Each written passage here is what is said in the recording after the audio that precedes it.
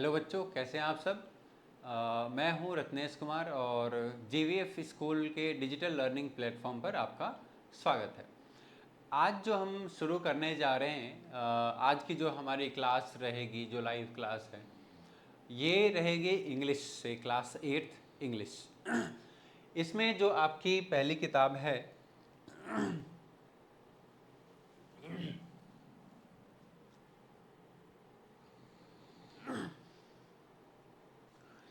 जो हनी ड्यू की पहली किताब है, उसमें से एक चैप्टर हम लोग लेंगे, चैप्टर नंबर 2। बहुत ही इंटरेस्टिंग चैप्टर है और इसको हम लोग देखेंगे।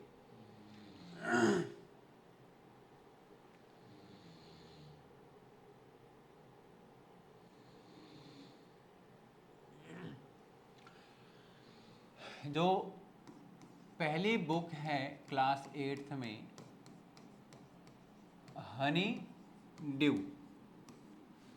तो आज मैंने सोचा कि आज काफ़ी दिनों से इंग्लिश मैथमेटिक्स की क्लास आपकी चल रही थी, तो इंग्लिश की क्लास एक रिकॉर्ड किया जाए, आपके लिए लाया जाए आज। चैप्टर का जो नाम है आपका द सुनामी। सुनामी होता क्या है? सुनामी एक तरीके का आप प्राकृतिक आपदा है ना, जिसको हम कहते हैं नेचुरल डिजास्टर। Natural disaster. अब ये जो टॉपिक है, एक तो ज्योग्राफी से रिलेटेड है आपका, ठीक है, यानी कि भूगोल से संबंधित है। लेकिन भूगोल में जाते हैं तो इसको समझने के लिए काफ़ी डीप में ज्योग्राफिकल कॉन्सेप्ट्स को हमें समझना होता है। लेकिन क्योंकि ये इंग्लिश के सब्जेक्ट में आया है, ठीक है, तो इसको हम इंग्लिश के तरीके से देखेंगे, ना कि हम ज्योग्राफी में। ज्योग्राफी का जब आपको देखना होगा तो जो आपके सिलेबस में ज्योग्राफी में होगा वो उस पर्टिकुलर सब्जेक्ट में वो सारी चीज़ें हम देखेंगे। यहाँ पे हम इंग्लिश की तरह इसको लेकर चलेंगे, ना कि ज्योग्राफी की तरह, ठीक है। लेकिन कुछ चीज़ें तो ज़रूर आएंगी जो ज्योग्राफिकल कॉन्सेप्ट से रिलेटेड होंगी, क्योंकि टॉपिक ही उसी से रिलेटेड है। तो इस चीज़ का ध्यान रखेंगे। चलिए, यहाँ पर एक तो हमें देखना होगा, एक मैप यहाँ पे दिया हुआ है चैप्टर से रिलेटेड। जो चैप्टर है हमारा, चैप्टर का जो नाम है द सुनामी, ठीक है। सुनामी लिखने को तो हम, मतलब जो इसको रीड कर रहे हैं, जो प्रोनाउंस कर रहे हैं इस वर्ड को, वो सुनामी कह रहे हैं। लेकिन यहाँ पे टी भी लगा हुआ है। तो टी क्या है? ये एक साइलेंट वर्ड, साइलेंट लेटर है इस वर्ड में। तो इंग्लिश में बहुत सारे ऐसे टर्म्स आते हैं जहाँ पे जैसे एक और मैं आपको बताता हूँ, सीडोपोडिया, ठीक है। ये क्या है? एक बायोलॉजिकल टर्म है, मतलब बायोलॉजी से संबंधित ये एक टर्म है आपका, ठीक है। तो यहाँ पे भी क्या है? यहाँ पे पी आपका साइलेंट हो जा रहा है। तो ऐसे बहुत से शब्द इंग्लिश में मिलेंगे जहाँ पे कोई लेटर साइलेंट है, ठीक है, उसको प्रोनाउंस हम दूसरे तरीके से करते हैं। तो ये सारी चीज़ें हमने, तो यहाँ पे भी जो सुनामी वर्ड लिया गया है, ये जापानीज वर्ड है एक। क्यों? क्योंकि जापान का लोकेशन, अगर आपने वर्ल्ड मैप देखा हो, है ना, तो जापान क्या है? एक टापुओं का समूह है, जहाँ पे काफ़ी सारे आइलैंड से टापू मिलकर एक देश बन रहे वहाँ पर। तो टापुओं का समूह है, और विश्व के मैप पर, विश्व के मानचित्र पर ऐसी जगह स्थित है जो जापान है, जहाँ पे भूकंप हो गया, मतलब अर्थक्वेक्स हो गए, सुनामी हो गया, ये सब आना आम बात है। अब ये क्यों है ऐसा? क्यों वहाँ पे भूकंप वगैरह ज़्यादा आता है? तो ये सारे कॉन्सेप्ट जो होते हैं ये ज्योग्राफी से संबंधित है। तो मैं वहाँ डीप में नहीं जाना चाहूँगा। हम यहाँ पे सीमित रहेंगे इंग्लिश तक, क्योंकि टॉपिक पे टिके रहना बहुत ज़रूरी है कि हमारा टॉपिक है क्या एक्चुअली में। ठीक है, तो यहाँ पे उसी तरीके से जिस तरीके से जापान एक टापुओं का समूह है, उसी तरीके से हमारे भारत में भी कुछ ऐसे जगह हैं जो टापू हैं, यानी कि टापुओं का समूह है जिनको आइलैंड हम कहते हैं, जिसका एक यहाँ पे मैप आपका दिया हुआ है, अंडमान और निकोबार। ये क्या है? आइलैंड है, यानी कि आइलैंड का मतलब क्या होता है? द्वीप समूह। ये क्या है? द्वीप समूह है। तो उसी का मैप यहाँ पे दिया हुआ है। जैसे यहाँ पे आप देखेंगे ये भारत का मानचित्र है आपका, और यहाँ पे लगभग ये आपका अंडमान और ये आपका निकोबार, और इसी मैप को यहाँ पे शो किया गया है। ठीक है, तो देखते हैं बेसिकली कुछ जगहों के नाम यहाँ पे दिए गए हैं। सबसे पहले तो जो टर्म्स यहाँ पे दी गई हैं इनको समझेंगे और फिर हम चैप्टर में अपना एंटर करेंगे। क्लियर है ये चीज़? तो चैप्टर का नाम है हमारा द सुनामी। तो सबसे पहले तो हम वही देख लेते हैं जो एक्चुअली में हमारे पास हमारे सामने मैप दिया गया है। तो यहाँ पे आप देखेंगे कि इस अंडमान एंड निकोबार को एक अंडमान है और एक निकोबार है, यानी कि दो पार्ट में डिवाइड किया गया है।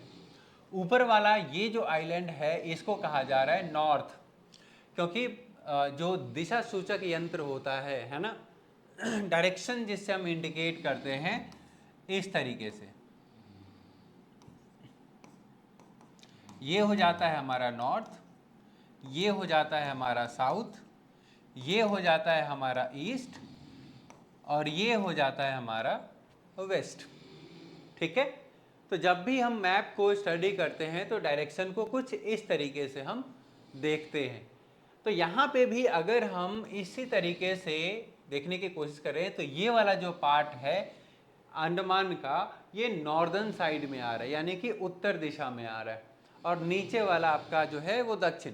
लेकिन दिशा जहाँ हम खड़े होते हैं या जहाँ से हम किसी चीज़ को देख रहे होते हैं, उसी के संदर्भ में या उसी के कंपैरिजन में दिशा को हम आइडेंटिफाई करने की कोशिश करते हैं। ठीक है, अगर हम आप बात को ध्यान में रखिएगा, अगर हम यहाँ पे खड़े हैं यहाँ पे, तो ये इधर मेरा नॉर्थ हो जाएगा, इधर मेरा साउथ हो जाएगा। लेकिन अगर मैं यहाँ पे खड़ा हूँ तो ये मेरा साउथ हो जाएगा, ये मेरा नॉर्थ हो जाएगा। तो जहाँ पे आप खड़े हैं उसी जगह के स्थान से या जिस जगह को हम देख रहे हैं उस जगह के संदर्भ में ही या उसके कंपैरिजन में ही हम दिशा को आइडेंटिफाई करते हैं या ज्ञात करने की कोशिश करते हैं। तो इस पूरे अंडमान की हम बात करें तो सबसे उत्तरी भाग वाला जो ये हिस्सा है इसको नॉर्थ अंडमान कहा जा रहा है, जबकि ये वाला जो हिस्सा है ये आपका मिडल अंडमान, ये वाला जो हिस्सा है इसको लोअर अंडमान कहा जा रहा है। और यहाँ पे लोअर अंडमान के नीचे ही ठीक पोर्ट ब्लेयर है, पोर्ट ब्लेयर जो कि अंडमान निकोबार की राजधानी है। ठीक है, और बेसिकली अंडमान निकोबार क्या है? एक यूटी है जिसको हम लोग कहते हैं यूनियन टेरिटरी। ठीक है, ये राज्य नहीं है। जैसे बिहार एक राज्य है, उत्तर प्रदेश एक राज्य है ना, हरियाणा एक राज्य है, उस तरीके से ये कोई राज्य नहीं है। राज्य के पास अपना एक मुख्यमंत्री होता है। यूटी में, यूटी यानी कि जो यूनियन टेरिटरी होता है, जो केंद्र शासित प्रदेश होते हैं, उनका कोई अपना मुख्यमंत्री नहीं होता है। ठीक है, वो डायरेक्टली केंद्र द्वारा शासित, इसीलिए उसे केंद्र शासित प्रदेश कहा जाता है। ठीक है, तो इतनी चीज़ें आप ध्यान में रखेंगे। अभी नीचे वाला जो ये वाला पार्ट है लिटिल अंडमान है। ये यहाँ पे क्योंकि आपकी किताब में, इंग्लिश की किताब में ये मैप भी दिया हुआ है, तो डायरेक्टली इस मैप से भी संबंधित सवाल आ सकते हैं। तो इस मैप को ज़रूर आप अपने ध्यान में रखिए। बहुत ज़्यादा कॉम्प्लिकेट नहीं करना है हमें, क्योंकि सब्जेक्ट हमारा इंग्लिश है। ठीक है, अब ये यहाँ पे बताया गया है 10 डिग्री चैनल, एक तरीके से आप 10 डिग्री चैनल को डिवीजन मान लीजिए फिलहाल के लिए, ठीक है।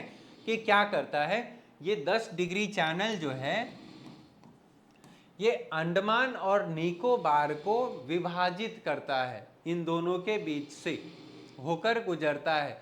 अब ये 10 डिग्री क्या है, ये सारी चीजें आपको ज्योग्राफी के चैप्टर में सब्जेक्ट में बताया जाएगा। अभी सिर्फ और सिर्फ ये ध्यान रखना है कि 10 डिग्री चैनल अंडमान और निकोबार को विभाजित करता है, या फिर ये कह सकते हैं कि 10 डिग्री चैनल अंडमान और निकोबार के बीच से होकर गुजरती है, ठीक है। अब निकोबार में आए तो ऊपर वाला जो हिस्सा है ये है कार निकोबार कहलाता है, निकोबार आइलैंड्स में, ठीक है। यहाँ पे नॉन कावेरी, ये नीचे है आपका ग्रेट निकोबार, यहाँ है आपका लिटिल निकोबार।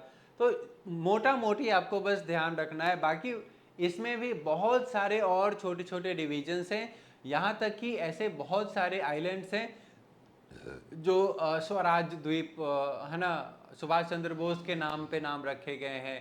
तो वो जो पार्ट रहेगा वो ज्योग्राफी का पार्ट रहेगा, वो सारी चीज़ें। यहाँ पे उतनी ही चीज़ें हम करेंगे जितना यहाँ पे दिया हुआ है इंग्लिश की किताब में, क्योंकि पहले ही मैंने कहा था हमें अपने सब्जेक्ट पे स्टिक रहना है, हम इधर उधर नहीं भागेंगे। क्लियर है।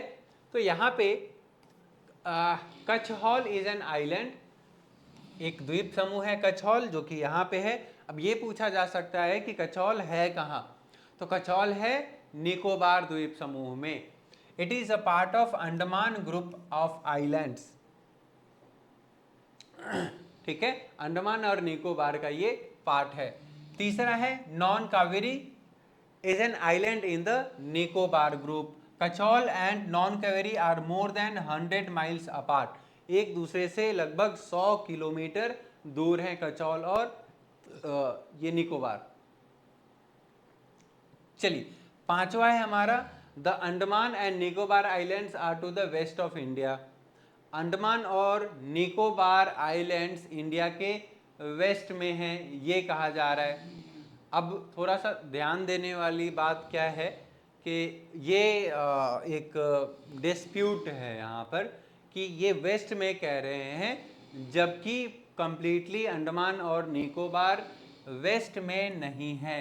अगर आप ध्यान देंगे तो जैसे इंडिया को यहाँ पे देखें तो अंडमान निकोबार कुछ यहाँ पे है, तो वेस्ट तो ये इधर है, तो ये थोड़ी सी गड़बड़ चीज़ है यहाँ पे, ठीक है। हालांकि वहाँ पे नहीं जाना है, क्लियर कर लेंगे हम लोग। The Nicobar islands are to the north of the Andaman islands. अब ये भी एक तरीके से गलत है कि Nicobar islands are to the north of the Andaman island कहा जा रहा है, जबकि ये साउथ है, ठीक है। हाँ, एक बात और, ये बेसिकली जो चीज़ें दी गई हैं यहाँ पे थोड़ा सा ये क्वेश्चन को रीड कीजिए ज़रा, ठीक है। पहले मैंने वो रीड नहीं किया, तो यहाँ पे क्वेश्चन को ध्यान रखिए। यहाँ पे क्या कहा जा रहा है, now read the sentences below, rewrite the incorrect ones after correcting the mistakes, ठीक है। तो ये जो स्टेटमेंट्स दिए गए हैं ये स्टेटमेंट्स रॉन्ग हैं, ठीक है। तो इन्हीं स्टेटमेंट्स को हमें यहाँ पे करेक्ट करना है, ठीक है। तो छठा जो कहा जा रहा है कि the Nicobar islands are to the north of the Andaman islands, तो ये नॉर्थ में नहीं है बल्कि ये जो है ये साउथ में है, ठीक है, साउथ में है। पांचवा जो कहा जा रहा है कि the Andaman and Nicobar islands are to the west of India, west में नहीं है बल्कि ये या तो आप ईस्ट कह लीजिए या फिर इसको साउथ ईस्ट कह लीजिए, क्योंकि इंडिया के लगभग इस वाले डायरेक्शन में, जैसे इस तरीके से देखें और इंडिया यहाँ पे है तो अंडमान निकोबार आइलैंड्स यहाँ पे है, ये ईस्ट है ये साउथ है, तो ये वाला जो एरिया कहलाएगा ये हमारा साउथ ईस्ट कहलाएगा। तो ये वेस्ट नहीं होगा, ये हम कह लेंगे इसको south east direction, south east direction में। ये चौथे में क्या कहा जा रहा है, कछहौल and non Kaveri are more than 100 miles apart. The scale of map is given. Map का जो स्केल है ये दिया हुआ है, तो ये कैलकुलेट करना पड़ेगा, ठीक है। ये 10 डिग्री है, ये 92 डिग्री है, ये कह रहा है कि 100 किलोमीटर अपार्ट है, ठीक है। तो ये कैलकुलेट कीजिएगा एक बार, क्या आंसर आपका आता है। तीसरा जो है, Nancowry is an island in the Nicobar group. Non Kaveri, तो आप चेक कर लीजिए, non Kaveri is an island in the Nicobar group, ये बिल्कुल सही है, तो यहाँ पे कुछ भी करेक्ट करना नहीं है, ठीक है। दूसरा कह रहा है कि कचौल इज एन आइलैंड, हाँ आइलैंड है, बिल्कुल सही, ये भी करेक्ट है। And it is a part of Andaman group of islands, तो ये गलत है, ये अंडमान ग्रुप का नहीं है, बल्कि कचौल जो है ये निकोबार ग्रुप का है, ठीक है, निकोबार ग्रुप का है वो आइलैंड। तो जितने भी यहाँ पे स्टेटमेंट्स दिए गए हैं, जितने भी पॉइंट्स दिए गए हैं, जो सही है उनको एज इट इज रखना है और जो गलत है उनको करेक्ट कर लेना है, ठीक है। तो टोटल यहाँ पे 6 आपके पास स्टेटमेंट्स दिए गए हैं। एक मैं आपके लिए ये हिंट छोड़ता हूँ चौथे का, कि कचौल and non Kaveri are more than 100 kilometres apart, तो इसका आप बताएंगे कि इनकी दूरी कितने किलोमीटर है, ठीक है। How much is the distance, ठीक है। ये आप चौथे का आंसर आप ढूंढ कर बताएंगे और फिर ये हम बाद में डिस्कस करेंगे कि आप सही हैं या गलत है, कि डिस्टेंस दो जगहों के बीच का डिस्टेंस स्केल के आधार पर किस तरीके से निकाला जाता है।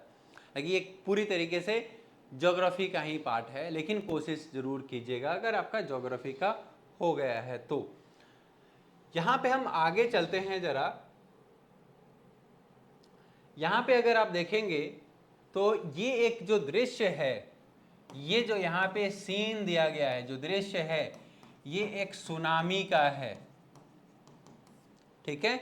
और सुनामी बेसिकली कब आता है, जब भी कभी समुद्र में यानी कि ओशन में भूकंप आता है, अर्थक्वेक आता है, मोटा मोटी ये समझिए, ठीक है। तो उसके कारण बहुत बड़ी बड़ी लहरें उठती हैं, ठीक है। और उसी के कारण, उन बड़ी बड़ी लहरों के कारण जो पानी होता है वो तटीय क्षेत्रों से बाहर मैदानी क्षेत्रों तक आ जाता है, यानी कि प्लेन एरियाज में भी आ जाता है, आप कह लीजिए रेजिडेंशियल एरियाज में आता है। तो बेसिकली जब भी समुद्र में कोई भूकंप आता है, बड़ा भूकंप, तो उसके कारण सुनामी आता है, ठीक है, ये ध्यान रखिए। तो ये जो सीन है, यहाँ पे क्या कहा जा रहा है कि tsunami is a very large and powerful wave caused by the earthquake under the sea. समुद्र के अंदर जब बहुत बड़ी बड़ी लहरें उठती है, वेव्स उठती हैं, वो क्यों उठती हैं, कोई भूकंप आने के कारण, तो वो क्या है, वो उसे हम सुनामी कहते हैं।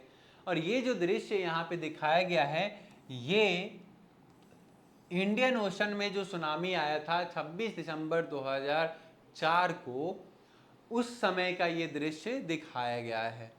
इसमें बेसिकली बहुत ही ज़्यादा जान माल की हानि होती है, मतलब लाइफ एंड प्रॉपर्टी का बहुत ही ज़्यादा लॉस होता है,